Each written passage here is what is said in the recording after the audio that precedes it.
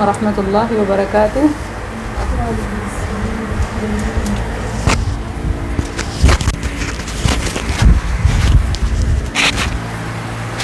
نحمده ونصلي على رسوله الكريم أما بعد فأعوذ بالله السميع العليم من الشيطان الرجيم بسم الله الرحمن الرحيم رب اشرح لي صدري ويسر لي أمري واحلل عقدة من لساني يفقهوا قولي رب زدنا علما اللهم أرنا حقيقة الأشياء اللهم أرنا الحق حقا وارزقنا اتباعه وأرنا الباطل باطلا وارزقنا اجتنابه آمین یا رب۔ سورہ حشر کا آخری رکوع آیت نمبر 18۔ اس سے پہلے جو ہم پڑھ چکے ہیں سلسلہ مضمون تھوڑا سا تازہ کر لیں۔ پہلی آیت مسبحات کیا ہے؟ اس میں اللہ کی تسبیح بیان کرتی ہے، کائنات کی ہر چیز اللہ کی تسبیح بیان کرتی ہے۔ اس کے بعد جو نیکسٹ 4 آیات ہیں ان میں کیا ہے؟ ہمارے لیے رول ماڈل بنا کے ہمیں بھی یہ حکم دیا کہتے ہیں ہم بھی اس کی تسبیح بیان کریں۔ ٹھیک ہے، یہ پہلی آیت ہو گئی۔ اگلی 4 آیات میں کیا ہے؟ واقعہ بنو نذیر کا مکمل احوال۔ پھر اگلی 5 آیات یعنی آیت نمبر 6 سے 10 جی جو غزوہ بنو نذیر بغیر جنگ کے جو مال حاصل ہوا اس کی تقسیم، چونکہ یہ پہلا واقعہ تھا اسلامی تاریخ میں تو اس کی مکمل تقسیم طریقہ کار سمجھایا گیا۔ پھر اس کے بعد جو شروع ہو رہی ہیں آیات نمبر 11 سے منافقین کا احوال۔ بیسیکلی یہ بھی بنو نذیر کے ابتدائی حالات ہیں اور ان میں منافقین کا کردار کیا تھا۔ یعنی سورہ بنی حشر اس کا دوسرا نام کیا ہے؟ سورہ الحشر اس کا دوسرا نام کیا ہے؟ بنو نذیر۔ سورہ الحشر کا دوسرا نام سورہ بنی نذیر ہے۔ ابتدا میں انجام کو پہلے رکھا گیا۔ جیسے آپ کوئی ویڈیو وغیرہ دیکھتی ہیں نا تو سٹارٹ میں جو اس کی مین لائنز ہوتی ہیں یا ہاٹ لائن ہوتی ہے نا ہیڈنگز، وہ سٹارٹ میں رکھی جاتی ہے تاکہ انٹرسٹ ڈیولپ ہو۔ اللہ سبحانہ و تعالیٰ نے بنو نذیر کا احوال بتاتے ہوئے ان کا انجام سورہ کے شروع میں رکھا آیت نمبر 2 سے۔ پھر یہاں آیت نمبر 11 سے جو بتایا جا رہا ہے، کچھ مفسرین تو کہتے ہیں کہ بنو نذیر کا قصہ مکمل ہوا، اب آگے بنو قریظہ کا ہے، جبکہ اکثریت جن میں مفسر قرآن عبداللہ بن عباس اور علامہ ابن کثیر رحمہ اللہ بھی ہیں، وہ کہتے ہیں نہیں ہے بنو نذیر ہی، مگر فرق یہ ہے کہ یہاں انہیں بنو نذیر کی ابتدائی حالات کہ غزوہ کے جو شروع میں کیسے کون سے مطلب عوامل تھے کہ بنو نذیر کا جو غزوہ پیش آیا، اور پھر منافقین کا کردار کیا تھا۔ ان دنوں میں منافقین کا کردار کیا تھا؟ منافقین کا کردار آیت نمبر 11 سے بتایا گیا۔ کیا کردار تھا؟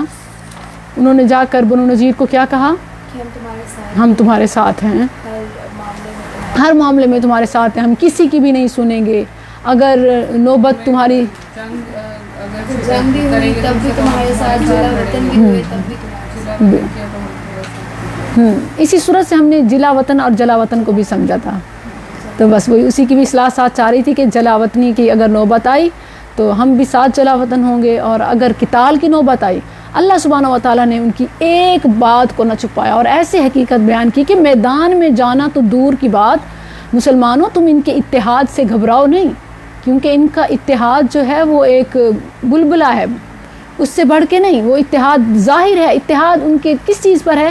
مسلمانوں کی دشمنی کی بنا پر، کہ نفرت اور حسد میں یہ دونوں ایک ہی جگہ پر متحد ہیں، کہ نہ یہود برداشت کرتے ہیں مسلمانوں کو، نہ منافقین، اسی بات پر یہ متحد ہیں۔ وگرنہ یہ آپس میں ان کے اس قدر شدید اختلافات ہیں کہ یہ جمع ہو ہی نہیں سکتے۔ اگر یہ ہو بھی گئے تو کیسے ہوں گے کہ بس میدان تک آئیں گے اور ایسے دم دبا کے پیٹ دکھا کے بھاگیں گے کہ پرواہ نہیں کریں گے کہ ان پر کیا بیتی۔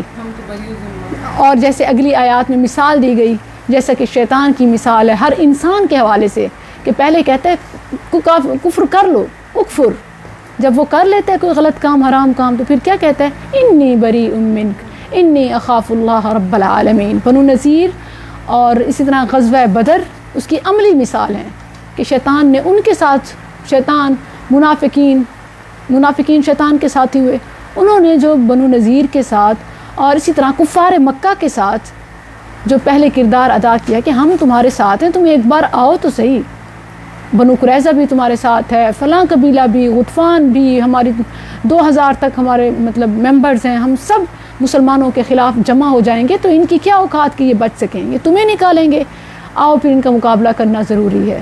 مگر اللہ سبحانہ و تعالیٰ نے مسلمانوں کو تسلی دی کہ اللہ نے ان کے دلوں میں تمہارا رعب ڈال دیا۔ ابتدائی آیات میں اس کے لیے تھا وَقَذَفَ فِي قُلُوبِهِمُ الرُّعْبَ، اور یہاں ہے لَأَنْتُمْ أَشَدُّ رَهْبَةً، تو یہ بات ہو گئی آیت نمبر 12 تک ہے، 12 اور 13 سمیت 13 میں بھی یہی مضمون ہے۔ اور پھر فرمایا کہ لا يقاتلونكم جميعا الا في قرى، اگر یہ لڑیں گے بھی صحیح نا تمہارے خلاف تو بس اپنے بچاؤ کی حد تک، دیواروں کے پیچھے سے، قلعوں کے پیچھے سے۔ اس کے لیے ابتدا میں لفظ آیا تھا حصونہم، حصون، اور یہاں پر آیا ہے محصنہ، قلعہ بند، ایک ہی لفظ ہیں۔ اور پھر شیطان کی مثال دی، اور پھر ان دونوں کا آخر میں انجام بتایا۔ آخری آیت جو ہے، جو آج کے سبق سے پہلے آیت نمبر 17، فَكَانَ عَاقِبَتَهُمَا أَنَّهُمَا فِي النَّارِ خَالِدَيْنِ فِيهَا، شیطان اور ان کے پیروکاروں کا انجام کیا ہوگا؟ جہنم میں ابدی ہو رہنا، خلود جہنم کا، اور یہی ظالمین کی جزا ہے۔ اب شروع ہو رہا ہے ہمارا الحمدللہ آج کا سبق۔ یا ایھا الذین آمنوا اتقوا اللہ، یہ بالکل ایسے ہی ہے جیسے باہر کی باتیں، باہر کی دنیا کے معاملات حل کرتے کرتے اب جب گھر کی بات آ گئی، اب جب بندے اور اس کے رب کے معاملے کی بات آ گئی، دیکھو دشمنوں سے اللہ نے تمہیں فتح نصیب کی، اللہ نے تمہارا بھرم رکھا، اب ہمارا تعلق، اللہ فرماتا ہے میرا اور تمہارا تعلق تو مضبوط ہونا چاہیے۔ تمہیں لوگوں کے معاملات میں دشمنوں سے میں نے سرخرو کیا، اب عبادت میں تو مجھے راضی کرو، اب تو عبادت فرض بنتی ہے نا۔ اس کے لیے اللہ نے فرمایا یہ جو دنیا کی زندگی ہے نا، یہ مال فے، یہ غنیمت، یہ ساز و سامان، اس میں کھو نہ جانا، یہ ساری زندگی یہ آج کے برابر ہے۔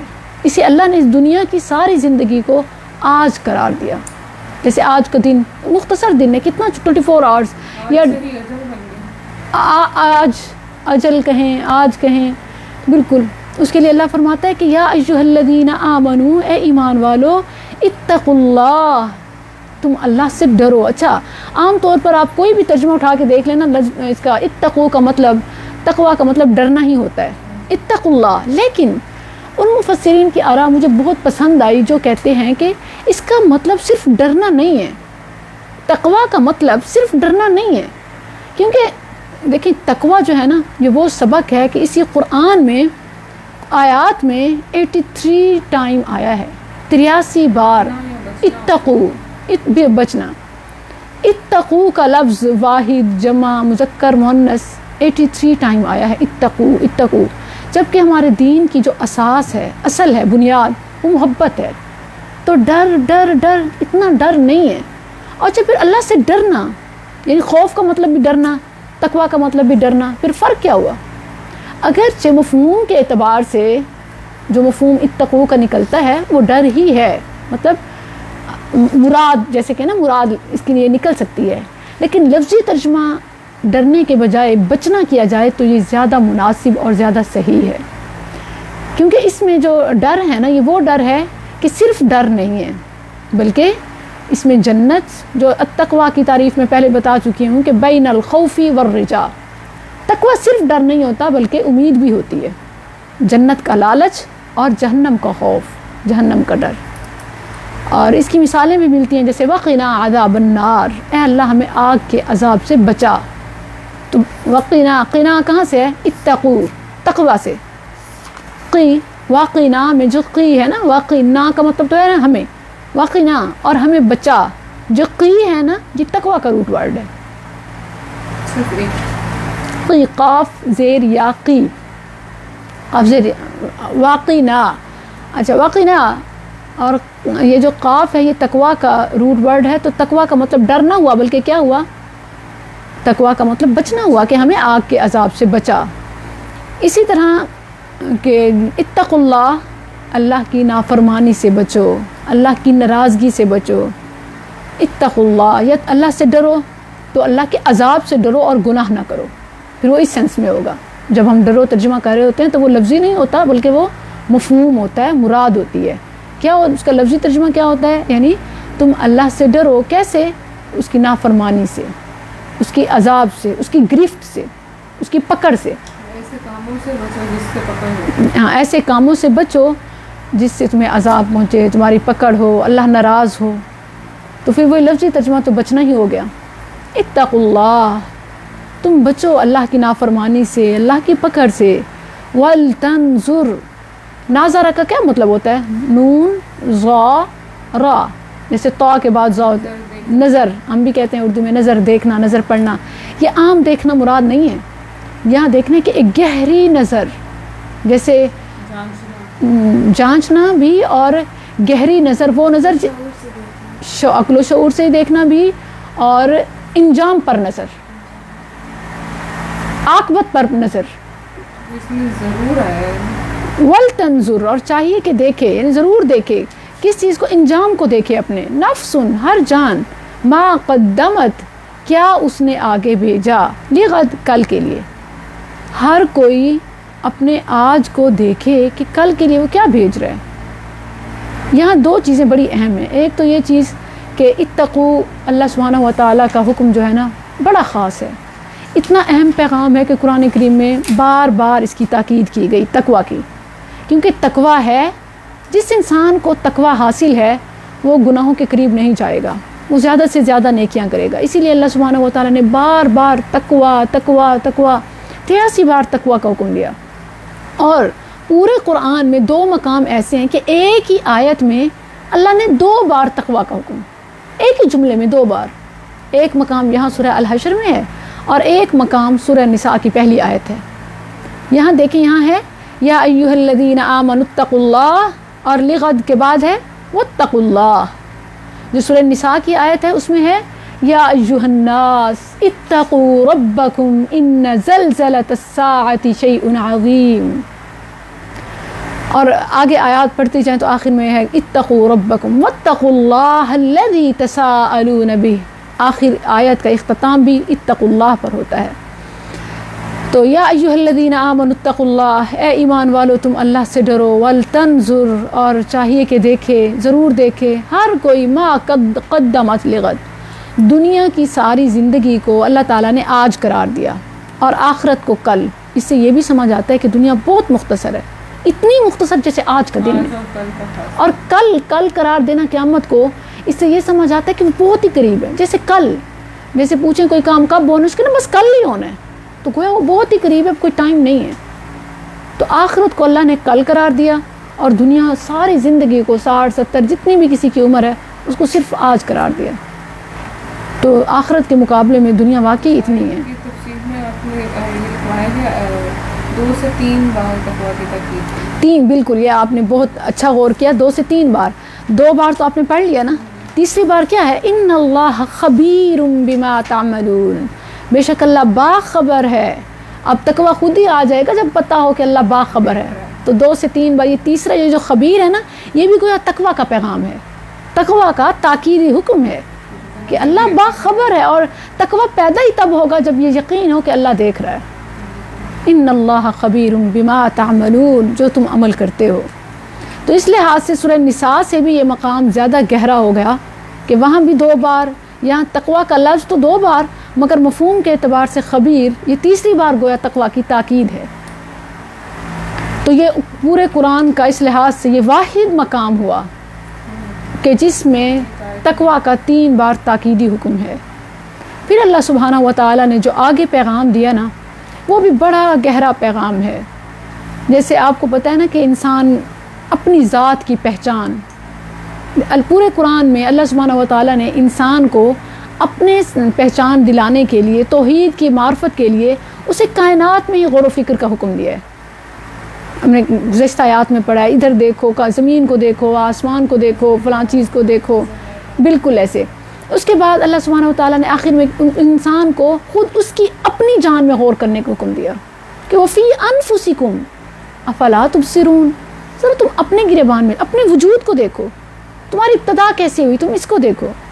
جیسے سورہ دہر کی ابتدائی آیات ہیں، سورہ قیامہ کا بھی مضمون ہے، سورہ مرسلات کا بھی مضمون ہے. تو یہاں اللہ نے فرمایا کہ جس شخص کو اپنی جان سے پیار نہیں ہوتا نا، وہ اللہ کو کبھی نہیں پہچان سکتا. جو اللہ کو پہچانتا ہے نا، حقیقت میں خود ہی کی پہچان اسی کو ملتی ہے، اپنی ذات کی پہچان. تو گویا جو انسان دنیا کے پیچھے بھاگ رہا ہوتا ہے وہ صرف یہی نہیں کہ وہ رب کا نافرمان ہے، بلکہ وہ اپنی جان کا خود دشمن ہے. اور یہ اللہ کی طرف سے بہت بڑی سزا ہے کہ جو اللہ کو بلاتا ہے، اللہ اس کی جان میں، اس کے مال میں، اولاد، اس کی ذات میں اسے اتنا غرق کر دیتا ہے کہ اپنی ہدایت سے دور کر دیتا ہے، محروم کر دیتا ہے. مال اضافی ملنا ہم تو اسے انعام سمجھتے ہیں، خوشیاں ملنا ہم اسے انعام، عام طور پر اسے انعام سمجھا جاتا ہے، جبکہ یہ اللہ کی ناراضگی زیادہ ہو سکتی ہے. خاص طور پر جب دین سے دور ہو جائیں تو یہ تو پھر اللہ کی ناراضگی ہے، غفلت میں ڈال دیتے ہیں. بالکل ایسے ہے. وَلَا تَكُونُوا، اللہ فرماتا ہے اور نہ ہو جاؤ، كَالَّذِينَ، ان لوگوں کی طرح، ان لوگوں کی مانند، نسوا اللہ، جنہوں نے اللہ کو بھلا دیا. اب ذرا ان الفاظ کی اپنائیت پر غور کریں. اللہ کیسے فرماتا ہے کہ ان لوگوں کی طرح نہ ہو جاؤ جنہوں نے اللہ کو بھلا دیا؟ کتنا بڑا ظلم ہے. اپنے خالق کو، الوہاب کو، وہ جو سب کچھ آپ کو دے رہا ہے، اسی کو بھول جانا، اس سے بڑا احسان فراموش اور کون ہوگا جو رب کو ہی بلا دے، اللہ کو بلا دے. اللہ پھر کیا کرتا ہے؟ فَأَنْسَاهُمْ، اللہ نے انہیں بلا دیا. فَأَنْسَا، بس اس نے بلا دیا ہم انہیں. ایک تو اللہ نے انہیں بلا دیا، کیسے بلایا؟ انفسہم، ان کے نفسوں سے، یعنی انہیں کے اپنے آپ میں غرق کر دیا. انہیں نماز کی توفیق نہ ملے، انہیں قرآن پڑھنے کی توفیق نہ ملے، انہیں قرآن سمجھنے کی توفیق نہ ملے، انہیں دینی کام کی طرف، اطاعت کی طرف آنے کی توفیق نہ ملے. یہ اللہ کی سب سے پہلی اور سب سے بڑی سزا ہے. فَأَنْسَاهُمْ أَنفُسَهُمْ أُولَئِكَ هُمُ الْفَاسِقُونَ. اور یہ اللہ نے اس لیے دیا کیونکہ وہ فاسق ڈیکلیئر ہو چکے ہیں، گناہ گار، نافرمان ڈیکلیئر ہو چکے ہیں. فاسق گناہ گار کو کہتے ہیں، وہ جو جھوٹا بھی تو گناہ گار ہی ہوتا ہے، کاذب ہوتا ہے، کذاب، جھوٹا. فاسق گناہ گار، نافرمانی کر کے جو انسان اللہ کی نافرمانی، تو وہ فاسق ہیں. انفسہم کا یہ جو لفظ ہے نا، اس پر غور کریں تو یہ انفس کا لفظ، اس کے ویسے تو سیاق و سباق کے اعتبار سے اس کے معنی ہر جگہ بدلتے رہتے ہیں، یعنی ہر جگہ اس کا ایک معنی نہیں ہوتا. نفس کا ہر جگہ ایک معنی نہیں ہوتا، نفس کے بہت سارے معنی ہیں. نفس کا لفظ اللہ کی ذات کے لیے بھی آیا ہے. کتب علی نفسہ الرحمہ، اللہ نے اپنی ذات پر رحمت کو واجب کر دیا ہے. نفس کا لفظ صرف روح پر بھی بولا جاتا ہے. عام طور پر اردو میں بھی نفس، روح، جان کو کہتے ہیں. تو اس کے لیے بھی قرآن کریم میں آیا اخرجوا انفسکم، کہ ان کی روحوں کو نکالا جائے گا اور کہیں گے کہ نکلو باہر، جب فرشتے نکالنے کے لیے آئیں گے. اور اسی طرح یہاں جو استعمال ہوا ہے نا، وہ روح اور جان ان کے مرکب کے لیے، پورے انسان کے لیے استعمال ہوا ہے. تو اللہ کی ذات کے لیے بھی آتا ہے نفس کا لفظ، اور صرف روح پر بھی نفس کا لفظ بولا جاتا ہے، اور روح اور جسم دونوں پر بھی بولا جاتا ہے. تو یہ لفظ بہت جامع ہے، اور اس کے لیے ہمیں کیسے پتہ چلے گا؟ سیاق و سباق سے سمجھنا پڑے گا کہ بات کس کی کس ضمن میں ہو رہی ہے. ٹھیک ہے، تو یہاں کس کی ہو رہی ہے؟ روح اور جان کے، جسم کے مرکب کی، دونوں کی بات ہو رہی ہے، پورے انسان کی. کہ اللہ اس کی اپنی، کہتے ہیں نا کہ اپنی پئی تے پرئی وسری، بالکل وہی بات ہے کہ اللہ اس انسان کو اس کی اپنی ذات میں مشغول کر دیتا ہے کہ اس کو دین کی طرف آنے نہیں دیتا. پھر یہ اللہ کی بڑی سزا ہے. فیملی میں کسی کے ریلیٹڈ کو رومرز چلتے ہیں کہ اس کا گھر یہ ہو گیا، اس کے کھانے والے، تو یہ کہتے ہیں کہ اچھا اللہ ساڑی پورے اپنی پہ جائے کہ ہمارے کس سے چھوڑ دیں، اپنی سوچیں. عام طور پر یہی ہے کہ ہم دین کی طرف کیوں نہیں آتے، ٹائم کیوں نہیں نکال پڑتے؟ اس لیے نہیں نکال سکتے کیونکہ ہمیں اپنے دین کی، اپنی نجات کی فکر نہیں ہوتی، بلکہ ہمیں دوسروں کے گھر کیا ہو رہا ہے اس کی بڑی فکر ہوتی ہے. اور ایسے سمجھتے ہیں جیسے ہمیں بڑا دکھ ہو. دکھ نہیں ہوتا، وہ خوشی ہوتی ہے. اسی لیے ایک بڑی کیوریسٹی ہوتی ہے کہ کیا چل رہا ہے. ہاں شاید نہ ہوتی ہو لیکن ایک چسکا ہوتا ہے. نہیں، انہیں تسکین ملتی ہے، خوشی ملتی، تسکین ملتی. اس وقت تک نا ٹائم پاس ہی نہیں ہوتا، ان کو تسلی نہیں ہوتی جب تک اندر کی کہانی پتہ نہ چلے. حالانکہ وہ سالو نہیں کر سکتے، حالانکہ کچھ بھی نہیں ان کے بس میں ہوتا. اسی لیے وہ کہتے ہیں کہ اپنا دکھ چھپا لینا چاہیے، کہ اس میں کچھ پرسنٹ لوگ ہوتے ہیں جو آپ کی دلجوئی کر دیں گے، باقی تو سارے اندر سے خوشی ہو رہے ہیں. بالکل ایسے ہر چو کرنے والا جو ہے نا وہ ہمدرد نہیں ہوتا.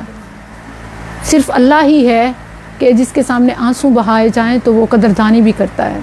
وہ بلندیاں بھی دیتا ہے، باقی کوئی ایسا نہیں کرتا، اور نہ ہی ہمیں کسی کا پتہ ہے، تو وہ اپنے آپ کو ڈی ویلیو کرنے والی بات ہے۔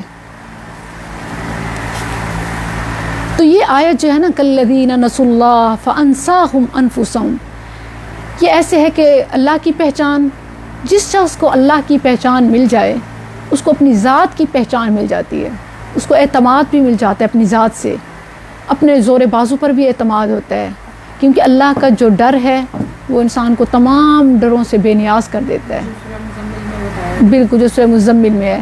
اور خاص طور پر خودی کا جو فلسفہ علامہ اقبال نے سمجھایا ہے نا، تو وہ اس آیت سے نکلتا ہے۔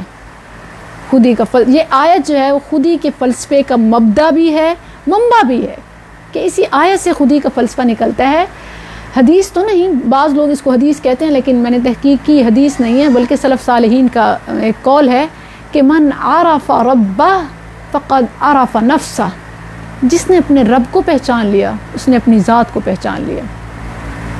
اور کہنے والے کہتے ہیں کہ خدا فراموشی یعنی رب کو بھلا دینا خود فراموشی ہے۔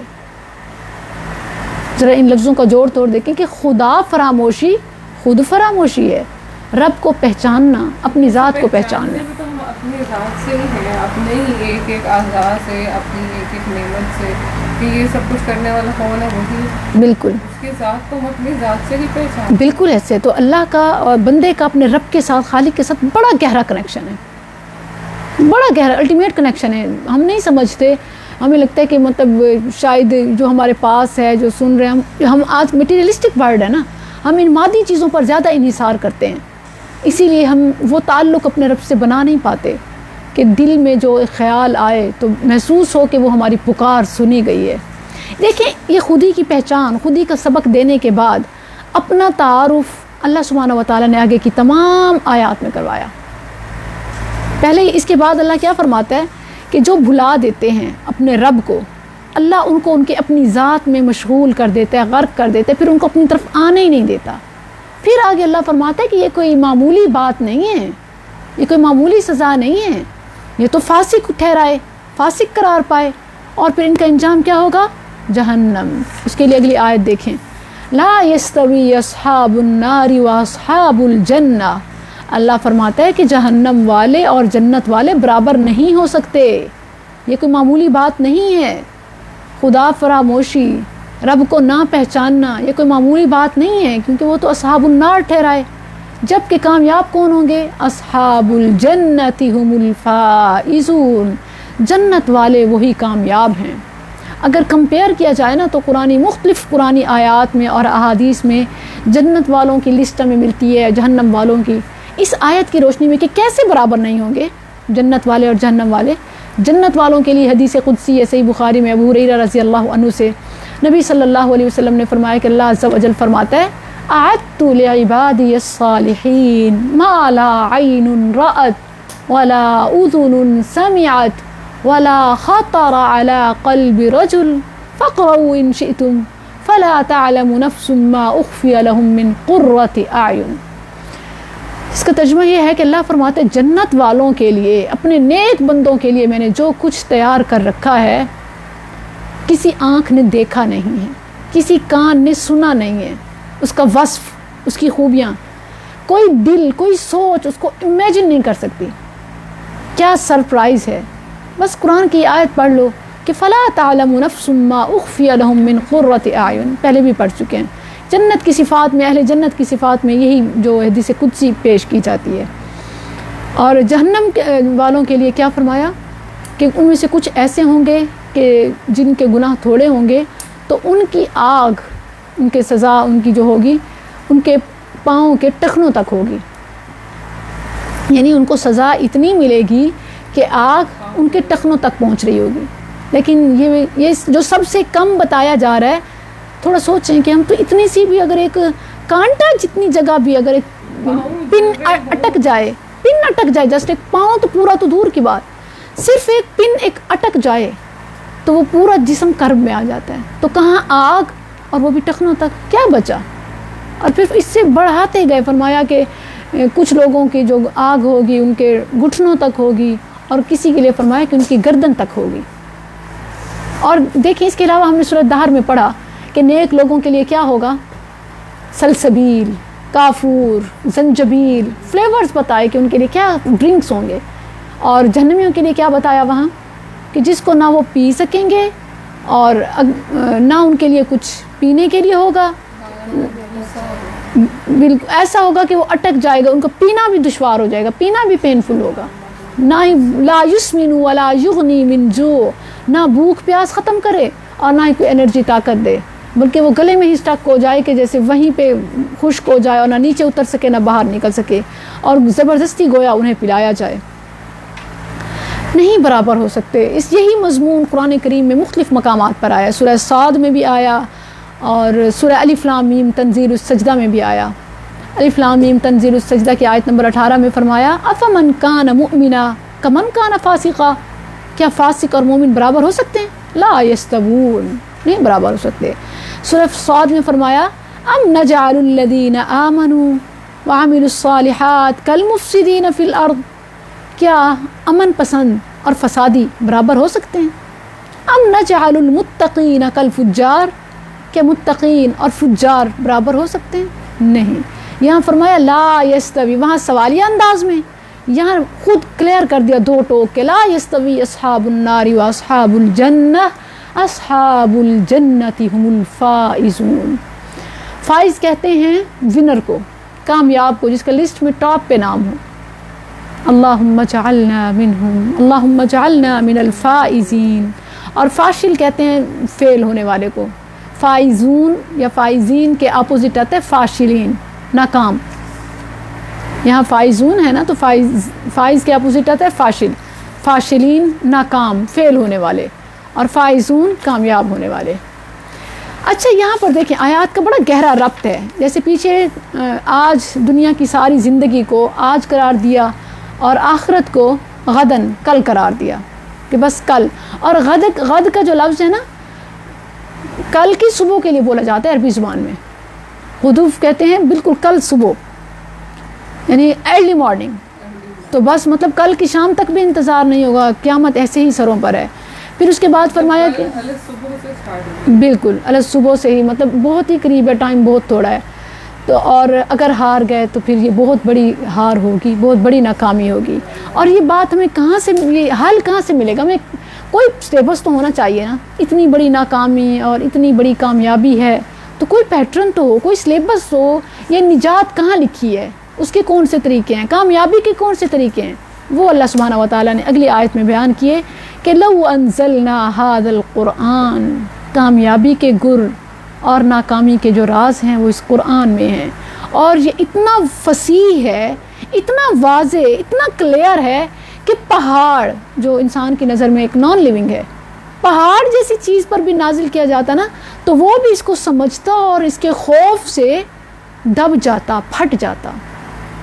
انسان کو تو عقل و شعور دیا، اشرف المخلوق بنایا، مگر اس نے اس کو بالکل فار گارنٹیڈ اور ایزی اور ریلیکس، آئے گی دیکھی جائے گی والا معاملہ کر لیا. ایگزیکٹلی بالکل ایسے ہے. اور یہ مضمون بھی اللہ جو دیکھیں جو ٹاپکس بہت اہم ہوتے ہیں نا، اللہ سبحانہ و تعالیٰ ان کو ڈبل کلک کر رہے ہیں بار بار. سورہ احزاب کا آخر بھی اسی پر کیا، سورہ حشر کا آخر بھی اسی پر کیا. یہاں فرمایا لو انزلنا ھذا القرآن، اگر ہم نازل کرتے اس قرآن کو علی جبل، کسی پہاڑ پر، جبل واحد ہے نا پہاڑ پر، لا رأیتہ، تو آپ دیکھتے اسے، خاشعا، جھکنے والا، متصدعا، پھٹنے والا، من خشیت اللہ، اللہ کے خوف سے. اور سورہ احزاب میں فرمایا یہاں پر تو ہے اللہ نے ایک نا، جیسے کہتے ہیں نا کہ فرض کریں اگر ایسا ہوتا تو نتیجہ یہ نکلتا، وہاں فرمایا کہ باقاعدہ اللہ نے ایسا کیا. اِنَّا عَرَضْنَا الْأَمَانَةَ عَلَى السَّمَاوَاتِ وَالْأَرْضِ، اللہ نے اس قرآن کی امانت کو پہاڑوں پر، زمینوں پر پہلے پیش کیا کہ تم اشرف المخلوق بن جاؤ گے، اس کو ایکسیپٹ کرتے ہو. فَأَبَيْنَ أَن يَحْمِلْنَهَا، انہوں نے انکار کیا کہ وہ اس کو اٹھائیں. وَحَمَلَهَا الْإِنسان، انسان نے فوراً لے لیا. اشرف المخلوق والا پوائنٹ اس کو بڑا اٹریکٹیو لگا تو اس نے لے لیا، مگر وہ بھول گیا کہ ذمہ داری. اسی لیے تو انسان کو عجول بھی کہا گیا نا، جلد باز. فوراً لے لیا نتائج کی پرواہ کیے بغیر، اور اسی لیے تو دنیا کی چیزوں میں جلد کھو جاتے ہیں، آخرت کو دور اور بھولا بسرا ہوا سمجھ لیتے ہیں کہ وہ تو بعد کی بات ہے، اب بھی کام سیدھا ہونا چاہیے، اپنا الو ابھی ٹھیک کر لیں۔ وَتِلْكَ الْأَمْثَالُ، اللہ فرماتا ہے یہ تو مثالیں ہیں، نَضْرِبُهَا لِلنَّاسِ، ہم بیان کرتے ہیں انہیں لوگوں کے لیے، لَعَلَّهُمْ يَتَفَكَّرُونَ، شاید کہ وہ غور و فکر کریں۔ اللہ اکبر۔ یہ قرآن صرف اس امانت کو پیش کیا گیا، اگر انسانیت کو جو معراج ملتی ہے وہ اسی قرآن سے ملتی ہے۔ اس آیت سے جو چیز سمجھ آتی ہے نا، وہ ایک بڑی پیاری بات ہے کہ عروج قرآن سے ہمیں ملا ہے، عروج سے بلندی، انسانیت کی جو معراج ہے، کامیابی ہے، ترقی ہے، سب کچھ، ساری کامیابی ہے وہ اسی قرآن کے ساتھ ہے۔ اسی قرآن کو لیا تو اشرف المخلوق بنے، اس پر عمل کریں گے تو مقصد حاصل ہو جائے گا، وہ بام عروج کو پہنچیں گے، عروج کی آخری منزل کو پہنچیں گے اگر اس کو تھام لیا، اس پر قائم رہے۔ لیکن اگر اس کو چھوڑ دیا، صحیح مسلم کی حدیث ہے، ان اللہ یرفع بہذا الکتاب اقواما، بڑی بڑی قوموں کو اللہ نے اپنے اس آسمانی کلام قرآن کو تھامنے کی وجہ سے اللہ نے عروج دیا، اور اس کو چھوڑنے کی وجہ سے ذلیل و رسوا کیا۔ آج عام طور پر سوال کیا جاتا ہے کہ مسلمان تو اللہ کے مقرب ہیں، اللہ کے پیارے ہیں، تو پھر کیوں یہ زوال کا شکار ہیں؟ عام طور پر یہ نا کہ یہودی آگے نکل گئے، کافر آگے نکل گئے، پوری دنیا پر راج ہے، انہوں نے کیا کچھ نہیں بنا لیا، تو مسلمان کیوں پیچھے ہیں؟ اگر سچے ہیں، اگر واقعی حق پر ہیں، تو پھر ذلت میں کیوں ہیں؟ مظلوم کیوں ہیں؟ انہی پر ظلم کیوں ہو رہا ہے؟ انہی کا خون سستا کیوں ہے؟ وہ اس لیے کہ ہم نے اس قرآن کو چھوڑ دیا ہے، ہم اس قرآن پر قائم نہیں ہیں، صرف پڑھنے کی حد تک ہوئے یا وظیفوں کی حد تک ہوئے، عمل ہم نے کہاں اس سے لیا؟ ہم نے اس کو سمجھا کب؟ دیکھیں جو بھی وہ ریسرچ سے کرتے ہیں، جو نتیجہ نکالتے ہیں، وہ قرآن سے میچ ہو رہا ہوتا ہے۔ جس ڈسپلن، صفائی، جو کہ ہمارا بنیادی وصف اور ہمارا نصف ایمان ہے، وہ ان ممالک میں نظر آتا ہے۔ جب ہم عملی طور پر نہ ہمارے گھر صاف، نہ ہمارے دل صاف، نہ ہمارا باہر صاف، نہ ہمارا ملک صاف، نہ ہمارے شہر صاف، تو ہم نصف ایمان میں جب فیل ہو گئے، اور وہاں کوئی جائے تو ایون یہاں کے رہنے والے بگڑے ہوئے بھی وہاں جا کر سدھر جاتے ہیں۔ ابھی بھی ایک میڈیا پر ایک پکچر کسی پولیٹیشین کی بہت وائرل ہو رہی ہے کہ وہاں پر لائک روڈ پہ اور پبلک جو ایک ہوتا ہے نا پبلک ٹرانسپورٹ کا سٹینڈ، وہاں پہ ایک بینچ پہ بیٹھا ہوا ہے، اور بالکل اس طرح کے جیسے عام کوئی مسافر ہوتا ہے، جبکہ یہاں وہی پولیٹیشینز ہمارے، ان کے لیے پورا ایک دستہ ہوتا ہے پروٹوکول کا۔ تو ایسے سارے سب بھی جو بھی یہاں سے نکل کے باہر جاتے ہیں، سب کا یہی حال ہوتا ہے، لائن لگنا پڑتا ہے، ایسے ہی ہے۔ وَتِلْكَ الْأَمْثَالُ نَضْرِبُهَا لِلنَّاسِ لَعَلَّهُمْ يَتَفَكَّرُونَ، غور و فکر کریں۔ تو پہلے بھی قرآن میں اس کی مثالیں، اور آج بھی ہم مثالیں دیکھتے ہیں۔ تو ترقی ملے گی اس قرآن کو تھام کر۔ ہم میں سے ہر ایک، ہم اپنی بات کریں، ہم میں سے ہر ایک عزت کا، دولت کا، شہرت کا بھوکا ہے۔ نیک نامی ہم میں سے کس کو پسند نہیں ہے؟ تعریف ہم میں سے کس کو پسند نہیں ہے؟ تو یہ کوئی بری بات بھی نہیں ہے اگر دیکھا جائے ایک لحاظ سے، کہ اچھائی کے طلب سب کو ہو، کہ میری نیک نامی ہو۔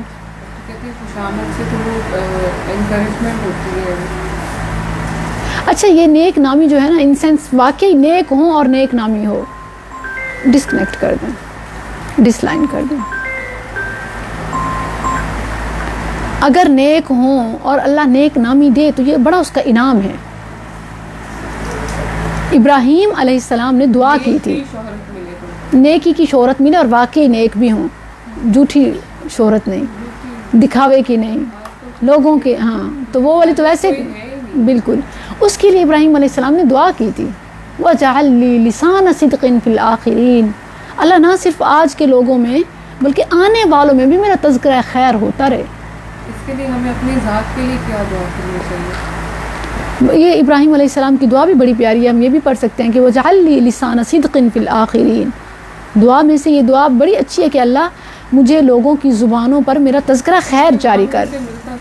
انشاءاللہ بالکل ملتا ہے، اور آج عملی طور پر ایک ایسی ٹپ بتاؤں، دیکھیں ایک تو ہے مانگنا، ایک نا مانگنے کے ساتھ آپ کا عمل بھی میچ ہونا، تو وہ تو انسٹنٹ رزلٹ ہیں.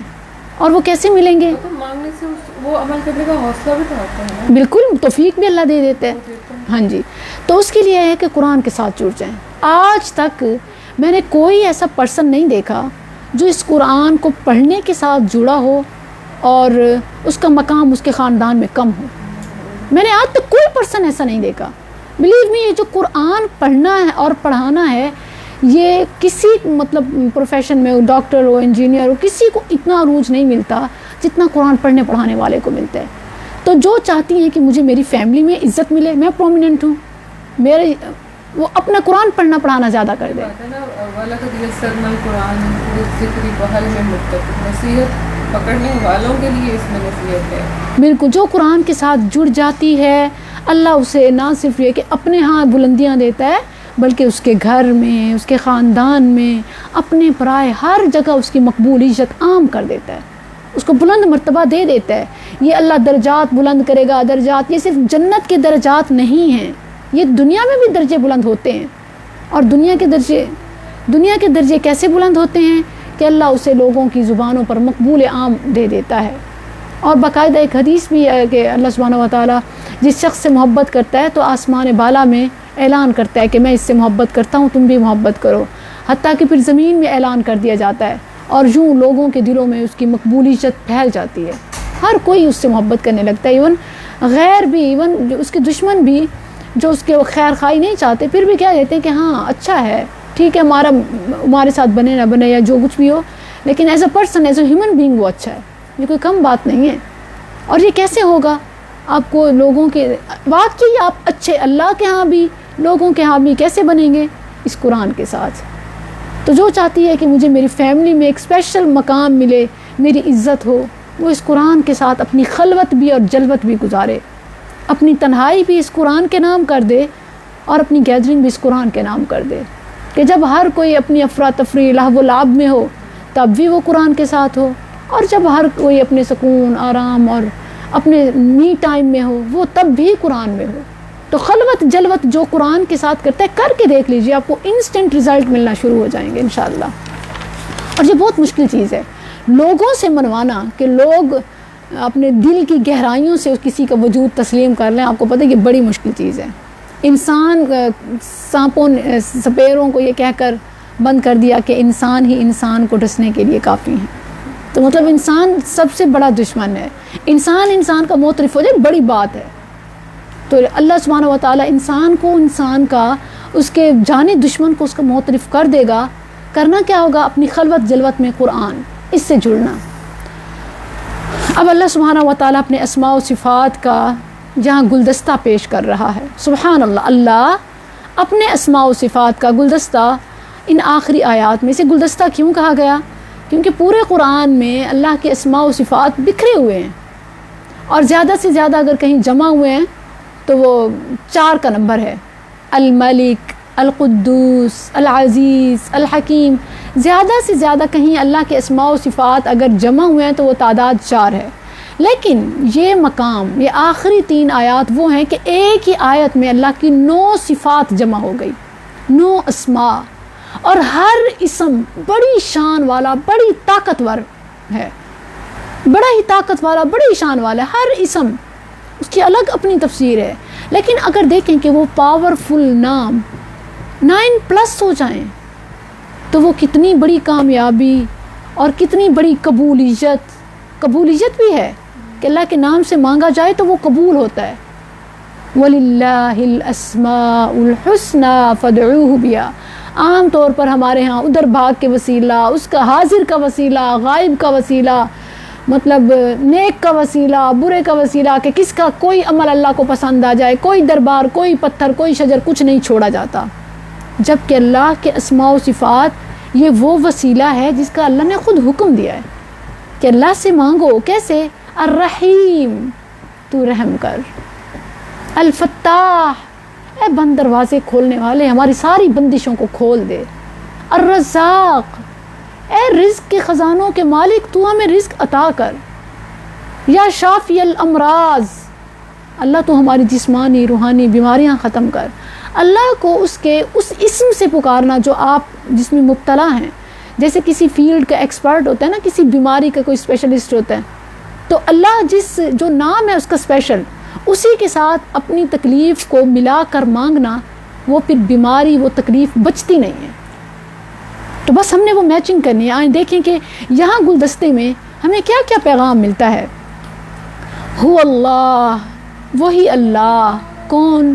الذی، وہ ذات، لا الہ الا ہو، کہ نہیں ہے کوئی معبود مگر وہی۔ وہ اللہ کون ہے کہ اس جیسا کوئی نہیں ہے۔ سب سے پہلے تو دل میں یہ آ جائے۔ اسماء اور صفات تو بعد میں آئیں گے، پہلے دل میں یہ آ جائے کہ اللہ جتنا کوئی ہے ہی نہیں، اور اللہ جیسے اللہ کا ذاتی نام ہے، ایسے ہی الہ، معبود، یہ اسم بھی ہے، صفت بھی ہے، اللہ کا نام بھی ہے، اللہ کی صفت بھی ہے، اس جیسا کوئی نہیں ہے۔ یعنی باقی جتنے بھی ہیں جھوٹے ہیں، سچا وہی ہے، لا الہ الا ہو۔ اور معبود ہیں، بادشاہ ہیں، مگر اس جیسا بادشاہوں کا بادشاہ تو صرف وہی ہے۔ اللہ عالم الغیب، وہ غیب کو جاننے والا۔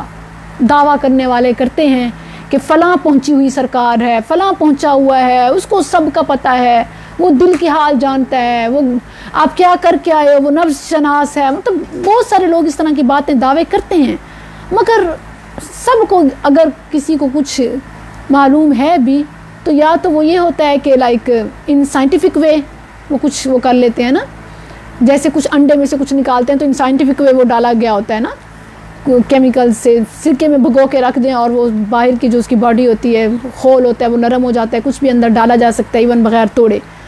اسی طرح آنکھوں میں سے کیل نکالے جا رہے ہوتے ہیں، اسی طرح مطلب بہت کچھ ڈرامے بازی، ان سائنٹیفک وے ساری چیزیں پاسبل ہیں۔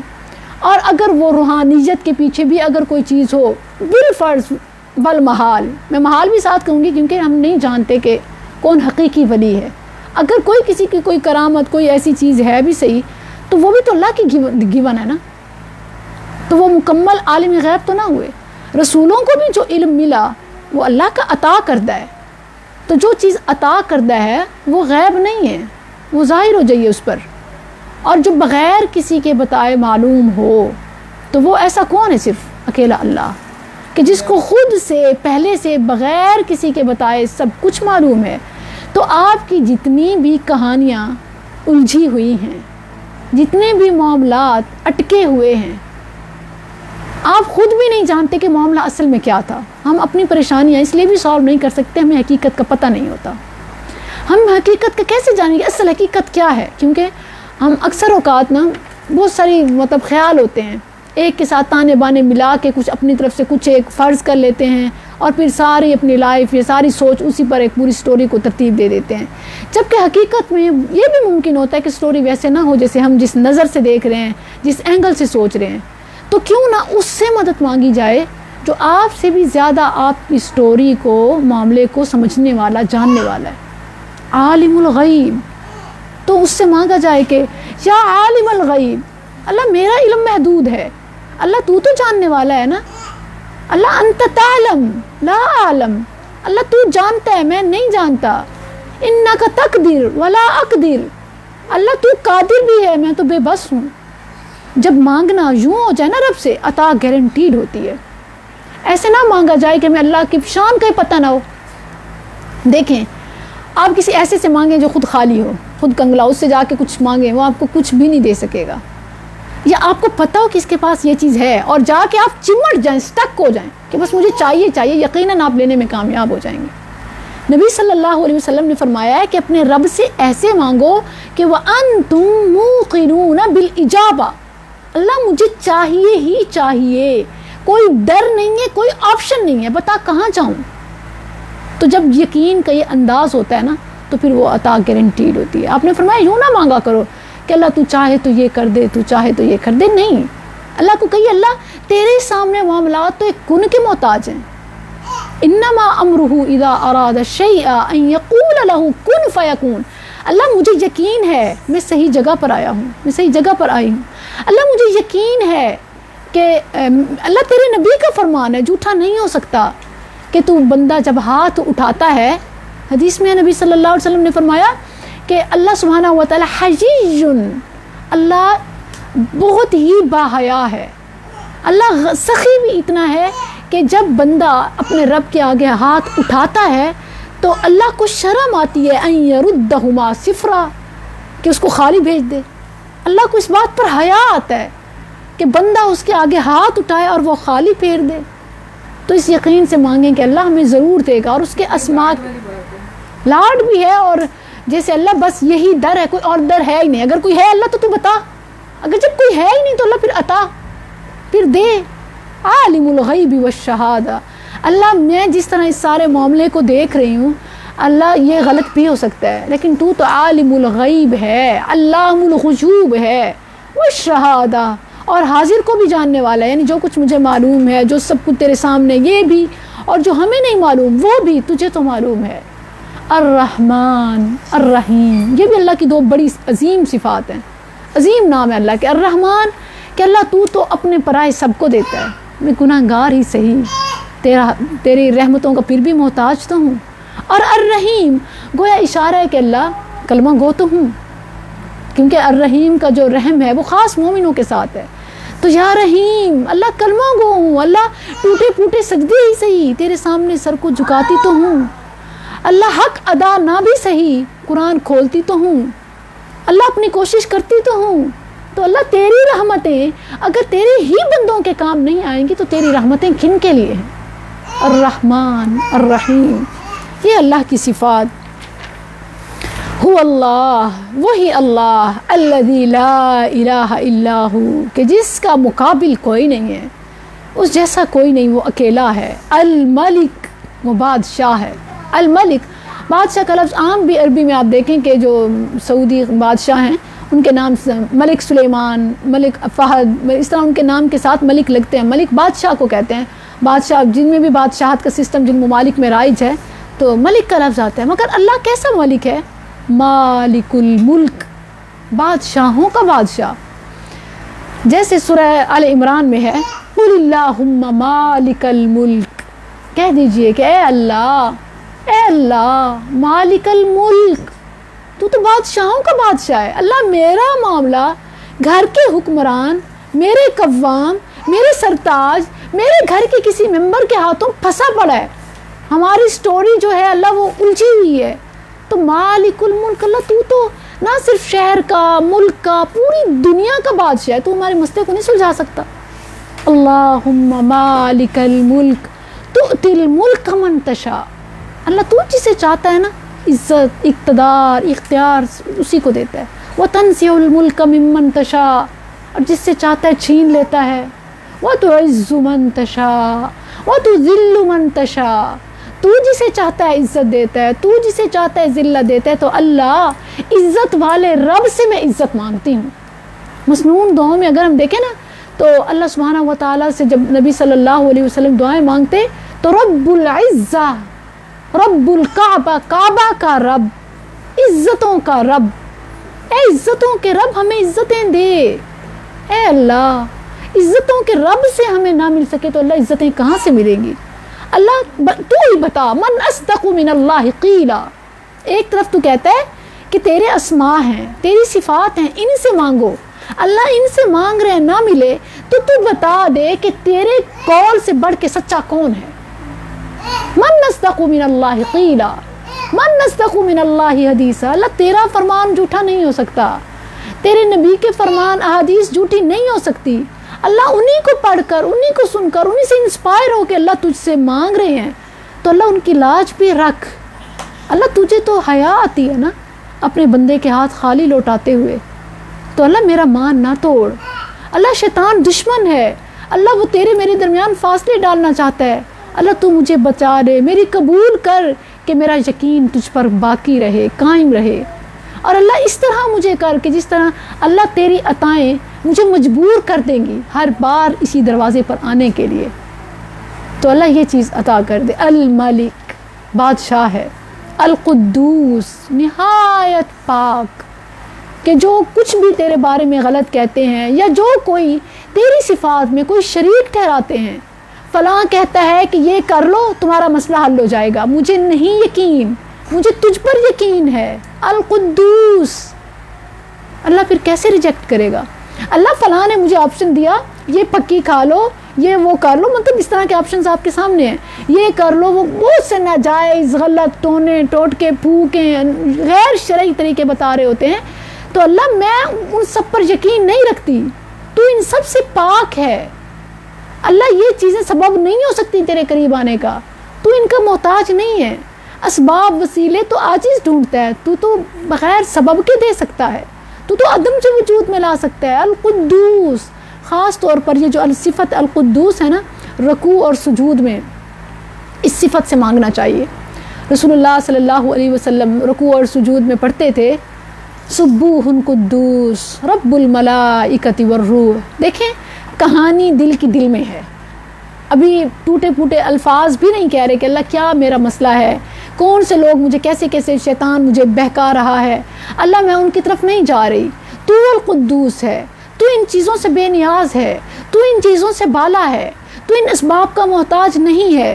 اللہ یہ حرام بھی ہو سکتے ہیں، اللہ ناجائز بھی ہو سکتے ہیں، اللہ میں ان سب کو چھوڑ کر تجھ القدوس سے مانگتی ہوں.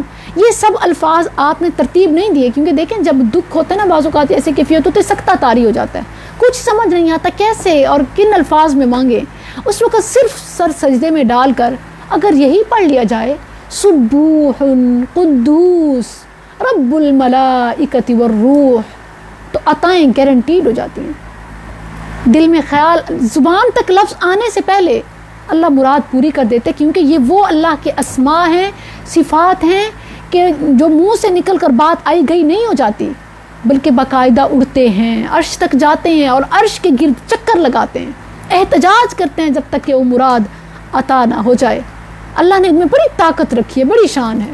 اور السلام، جن کو گھبراہٹ ہے وہ اللہ کے السلام نام سے پکاریں کہ اللہ ہماری گھبراہٹوں کو دور کر، ہمیں امن دے، سکون دے، سلامتی دے. وہ السلام ہے نا، سلامتی دینے والا. تو جو سلامتی کا منبع ہو، مرکز ہو، وہی سلامتی، امن، سکون دے سکتا ہے. نبی صلی اللہ علیہ وسلم ہر فرض نماز کے بعد اللہ اکبر، استغفر اللہ، استغفر اللہ، استغفر اللہ، اور پھر یہ السلام سے یہ دعا پڑھتے تھے، اللہم انت السلام، اللہ اکبر، اللہم انت السلام، اے اللہ تو ہی السلام ہے، ومنک السلام، تجھ سے ہی سلامتی ہے، تبارکت ربنا، تو پاک ہے، مبارک ہے، برکت والا ہے، تو برکتیں دیتا ہے، یا ذل جلال والاکرام، اے بلندیوں والے، اے پرجلال اور پر عزت، والاکرام عطا کرنے والے، المؤمن امن دینے والے. اللہ ہمارے گھروں کی، ہمارے ملک کی، اللہ ہمارے دلوں کی، اللہ ہر طرح سے اللہ ہمیں امن دے. تو المؤمن ہے نا، امن تو تیرے پاس ہے. المہیمن، اللہ ہمارے معاملات میں نگران تو بن جا. اللہ ہم نگرانی بے بس ہیں، پوری کوشش کرتے ہیں پھر بھی معاملات الٹ ہو جاتے ہیں. تو المہیمن، اے نگران تو نگرانی کر. رسول اللہ صلی اللہ علیہ وسلم کی اس اسم سے ریلیٹڈ دعا ہے کہ اللہم لا تکلنی الی نفسی طرفۃ عین، اللہ پلک چپکنے کے جتنی دیر کے لیے بھی تو مجھے میرے سپرد نہ کر کہ میں اپنے کام خود سنبھالوں. لا تکلنی الی نفسی طرفۃ عین واصلح لی شأنی کلہ، میرے تمام معاملات تو ہی ٹھیک کر دے.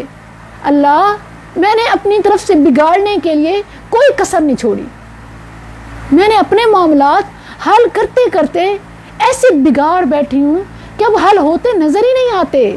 اصلح لی شأنی کلہ، تو المؤمن ہے، تو المہیمن ہے، اور اللہ العزیز ہے، نہایت غالب، کہ تیرے حکم کے آگے اور کسی کی نہیں چلتی. الجبار، یہ جو خاص ہے نا الجبار، یہ الغفار کے اپوزٹ ہے، کہ جہاں اس کی صفت مغفرت ہے وہیں الجبار بھی ہے. یہ نہیں بھولنا چاہیے کہ اللہ کا خوف بھی دلوں میں ہو، بڑا طاقتور، خاص طور پر ظالموں کے لیے، خاص طور پر نافرمانوں کے لیے وہ الجبار ہے. اور المتکبر، بڑائی والا، متکبر کبر سے ہے. اللہ فرماتا ہے الکبر ردائی، کبر جو ہے وہ میری چادر ہے.